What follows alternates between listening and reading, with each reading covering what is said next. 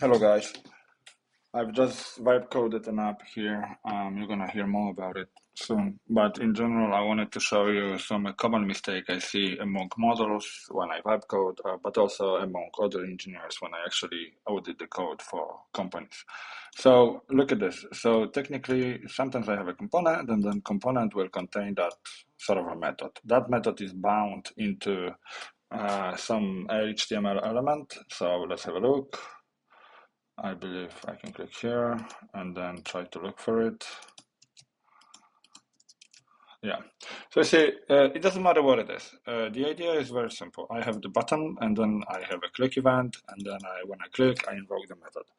You see, the problem I have with this is that the this method now it's named incorrectly. I like to follow a specific standard here. So let me showcase some issues. So first of all, I just opened this file after not seeing this component for a long time. And I was like, okay, well, I know there is a method sort of like this, but you see, it has a lot of methods. It's been vibe coded with very little code review because for whatever reason this is a good idea to start building fast and then refactor later. So I wanted to find this method and I couldn't because it doesn't follow. So it's not placed in a good place. It's not clearly named and so on. So this is problem number one. Like I cannot find it easily. So what would be the good naming here? So what I would like to say is to say on, uh, let's say tab clicked.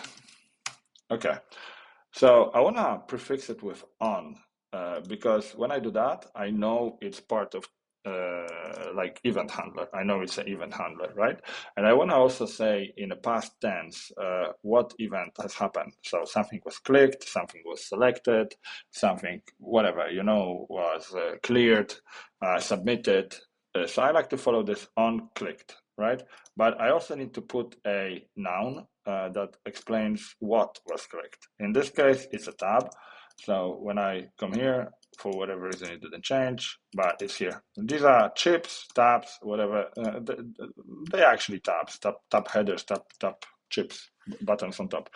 So you see, this is much cleaner for me.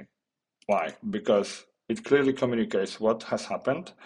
And there is one more hidden perk, is because before it was so a lot of people will create event handlers as if there are command invokers, right? So I invoke a specific command.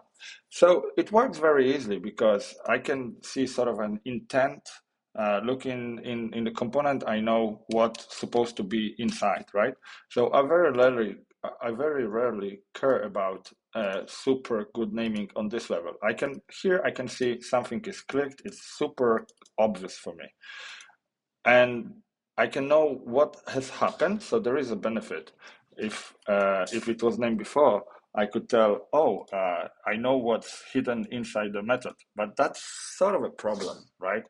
Because I don't wanna convey that information to my UI. I don't want to leave that in my template for a few reasons. First of all, anyone can come and change the functionality, and they can start adding things like maybe add some scrolling, add some analytics.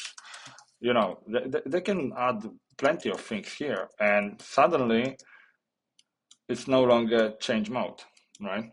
So you cannot treat your event handlers as a one-liner functions. There's a lot of going on. There could be like validation logic, there could be, coordination, they could be event emitting, there could be like many things, right? So you want to not close your options to only one single instructions statement. It's called statement in TypeScript. You don't want to close it to one specific statement. And then also, this is a nice naming convention that allows me to understand what was clicked inside the template without me knowing about it. Because technically, it's the component who should know about the template.